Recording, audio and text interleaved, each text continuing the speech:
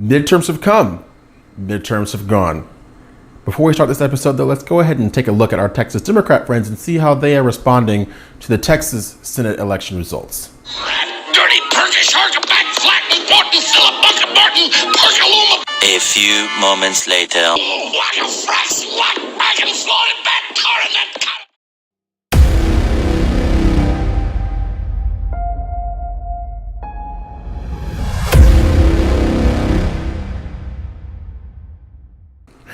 Howdy, y'all. Welcome back to the Wright Brothers. We appreciate y'all taking this time once again to come back and join us. We figured we'd start this off with a little bit of humor just to give y'all something to laugh at before we get into this episode about midterm madness and what it means moving forward, to be honest with you. So we saw lots of craziness over these last couple nights with the midterms coming and going, and we saw, honestly, some shocking results on the Republican and Democratic side. We want to talk about and really digest that information for you here today because there's obviously a huge temptation to be first and just be the fastest to the press with information. But we want to take the time to actually figure out what we think about the results that just happened and then figure out how those are going to relate to how we digest them and how we then turn them back over to you. So obviously on the national level, there was from coast to coast, we saw people go to the polls and do what Americans have the privilege of doing, which is something that most other people in the world cannot do, which is vote in this process and choose who they want to represent them moving forward. Now, what we see too often, though, is that a lot of people feel that elections are only important at the national level or the federal level, where every 4 years for the president, and nothing could be farther from the truth. It's important to get involved in the process at the local level first, because those people honestly have a lot more say over what goes on in your day-to-day than someone at the very top in the White House.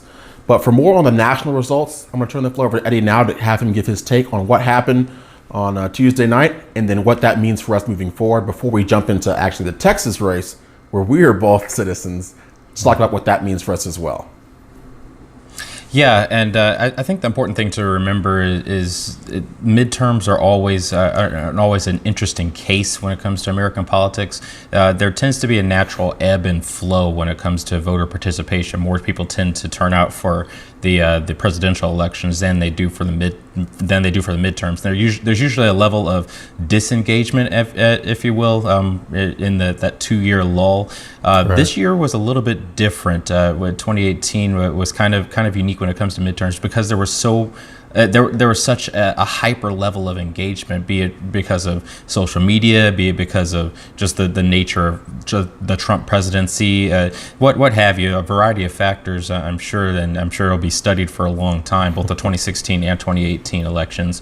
But the one thing to keep in mind is that usually the president in power, especially if it's his first term, tends to lose seats in the House, in some cases hemorrhage seats in the House when it comes to the midterm referendum, if you will. And there's a number of schools of thought that kind of explain that a little bit, and we're not going to get into those here. But what I wanted to do was kind of give y'all some numbers. These are from Paul Joseph Watson on Twitter to kind of give you a historical perspective for the way Republicans and Democrats performed in both the House and the Senate in the 2018 election. So going back to some historical numbers, back in 2010, Obama lost 63 seats. 1994 saw Clinton at a -52. 1958 saw Eisenhower at -48. Same -48 for Ford in 1974. 1966 we saw Johnson lose 47. 1946 we saw Truman lose 45. Back in 2006 we saw Bush lose 30 seats. Truman lost 29 in 1950. Even Ronald Reagan back in 1982 he lost 26 seats. Guess who else only lost 26 seats? That would be President Trump in 2018, tied for the lowest on the list that goes back to the 1940s. So we all saw the fallout on social media and on the mainstream media, just people giving their prognostications on what the results mean for the future. And really what it comes down to is if you had any sort of knowledge of historical trends for midterms, you probably would have called the races to end up about as they did. You probably would have predicted the Republicans to do a little bit worse. But at the same time, it's not like the Democrats didn't make some sort of headway. So we didn't really see a blue wave. We didn't see a red tsunami. We kind of saw more of a status quo. But now politics gets really interesting going into the 2020 election, of course, which that's already begun. So we had going from the national race to the local level here in the Great Lone Star State. It was one of the most hotly contested Senate races going in the country, one with a whole lot of eyes on it around the country and around the globe. And for more on that, Damani, I want you to give us some of the nuts and bolts of the Cruz O'Rourke race. Yeah, so before I get into Cruz and O'Rourke, I do want to point out that there were races beyond Texas that attracted national attention in the national spotlight, particularly those in Georgia and those in Florida, where we had Gillum versus DeSantis. And then I know in Georgia, they were trying to elect Stacey Abrams to be there, I believe it was the governor. But what we saw is that President Obama actually went to these states in these areas of national interest and campaigned very hard for these candidates. Unfortunately, he was not successful in getting any of them elected. So in the future, hopefully other politicians will take note and actually elect not to have Obama come and stump for them, because obviously his track record is deplorable. His track record both in the Oval Office and out of the Oval Office is now quite terrible. So we'll talk more about his track record in a different episode. But I'll add that caveat just to begin. But boiling it down to the Texas race, what we saw was Ted Cruz versus Beto O'Rourke, or as his actual name is, Robert Francis O'Rourke.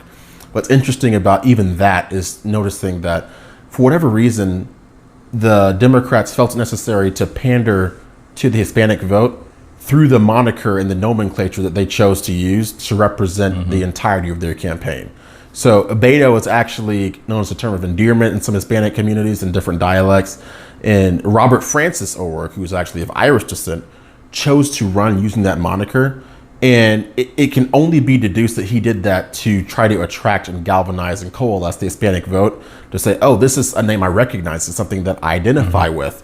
Therefore, I'm going to probably pay more attention to this person than someone who is not going to use an ethnocentric moniker.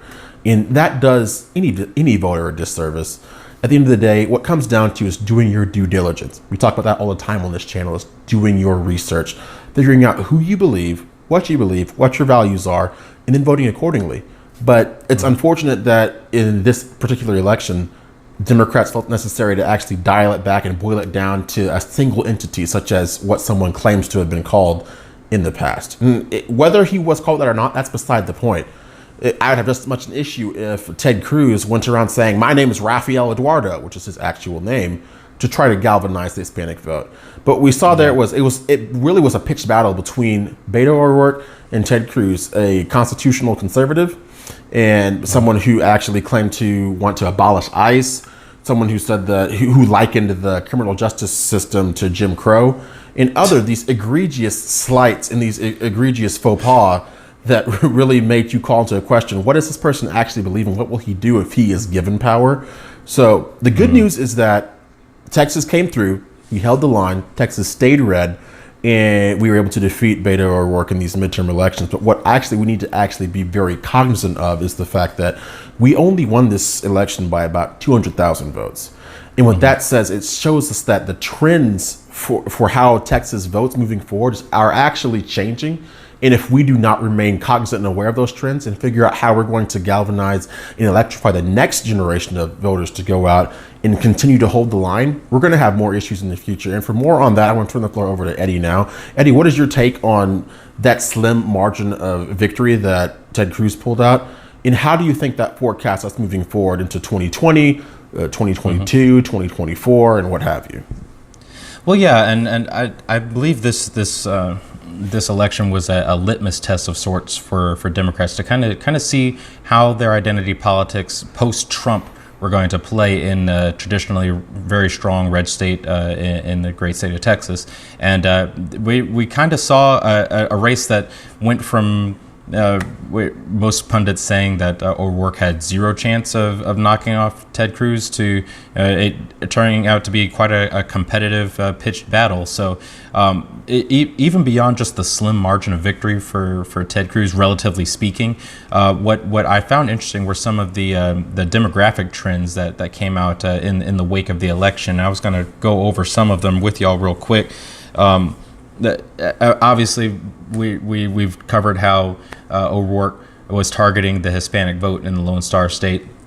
And that's something, I live in a majority Hispanic city in San Antonio, so I kind of took personal umbrage to that, even though I'm not Hispanic myself. But in spite of that, I don't think they got quite the engagement from Hispanics that they were expecting. Among Latino men who participated in the election, only 60% of them voted for Beto O'Rourke, and 39% of them broke for Ted Cruz. It was a little bit higher among Latino women. It was 66% went to O'Rourke and 34% to Cruz. So I think those trends reveal that it's not quite as easy to appeal to the Hispanic voter on just a broad identity politics basis, which actually is quite encouraging, and we're hoping to see that trend continue. The trend that I hope doesn't continue is what I saw among the African American demographic, which, predictable as it may have been, it still shows a sign of a deep-seated problem that we're hoping to root out through this channel and through y'all's wonderful help out there in the tribe. We saw black men who voted. We only had 16% go for Ted Cruz and 84% for O'Rourke. Which is actually a trend in the positive direction, if you can believe it or not, as far as Republican votes go. And among black women, we saw only 4% for Ted Cruz and a total of 95% of black female voters that broke for Beto O'Rourke. So it's been a problem for a long time. 95% of a demographic that is scattered as far as it is in 2018 across the socioeconomic spectrum should not be in good conscience if they're voting according to their imminent interests, be voting 95% one way. But we're seeing that here, and it's just a further demonstration of how deeply ingrained identity politics is in certain communities. And all that it takes, like Damani was saying, is being willing to have the conversation, being willing to do your due diligence, being willing to be engaged with politicians on your local level. And then maybe that means you're not going to vote straight ticket Republican or Democrat. Full disclosure, I did not vote straight ticket Republican. I made some libertarian choices here and there along the way. And that's because I actually cared about what was going on the local level and was able to do my due diligence. So it's not so much we just want to flip a D for an R among the black community or in any community, but if we're seeing numbers edging into the red like we're seeing here with 84%, 95%, that shows a problem. That shows that there needs to be a further emphasis on voter education. So Damani, I know you could listen to me talk about this all day. It's an issue that's near and dear to my heart, and I'm sure we'll visit it again multiple times on this channel. But what kind of sum up how you saw the Texas race affect us here, not only in Texas, but kind of give a reflection to how politics are going to play out going forward. Yeah, I'm proud of what patriots here in Texas are able to do, myself included and yourself included. What I also want to caution everyone about is that there's always going to be knee-jerk reactions in the immediate aftermath. And I want to reassure you, the sky is not falling. Yes, that we did lose the House to the Democrats, and we will see how that plays out in the future. But this is the beauty of American government and American politics. It's called checks and balances. As Eddie said, historically, typically, the party in power does lose some advantage in the midterm elections, and that's okay. But that shows you the beauty of how the pendulum swings back and forth to maintain overall equilibrium moving forward. So bear that in mind. It's going to be okay, but if anything, if you didn't go out and vote or you are unhappy with the outcome, this should encourage you even more to get that much more involved in the process moving forward, because 2020 is coming. I dare say 2020 is already here. The campaigns have already begun. And it's up to us to make sure that we get in the game and get involved and get active to make sure that if we don't like this outcome, that we can have a hand in changing the outcome in the future. Only we're going to make free thought great again is by being willing to have the conversation, or ask that you contribute to the conversation and also participate in the process. So we appreciate y'all taking this time to come back and join us. We appreciate all of y'all who went out and voted. Congratulations. We appreciate y'all for doing your civic duty. Y'all have a hand in what happens in this country, and this is the best country on the face of the earth. We say that with no reservations whatsoever. Continue to get involved, continue to engage people, because that's how we're going to make this country great and then keep it great moving forward. So let us know your thoughts in the comment section below. What do you think about the midterms? What do you think about the implications moving forward to 2020? What do you think about your experience as it was your personal experience? If something happened that you want to share with us, please let us know in the comment section below. We love engaging with all of y'all and hearing all of y'all's feedback, and we love all of y'all's support. Without further ado, we want to thank y'all for taking this time once again. Have a great rest of the day or night. Help us keep making free thought great again. Identity politics is dead. We will see you next time. Thanks and gig 'em. Welcome to the 2020 election season. Thanks and gig 'em. Let's go. The first revolution is when you change your mind about how you look at things and see that there might be another way to look at it that you have not been shown. The revolution will not be televised, and be no rerun, brothers and sisters. The revolution will be live.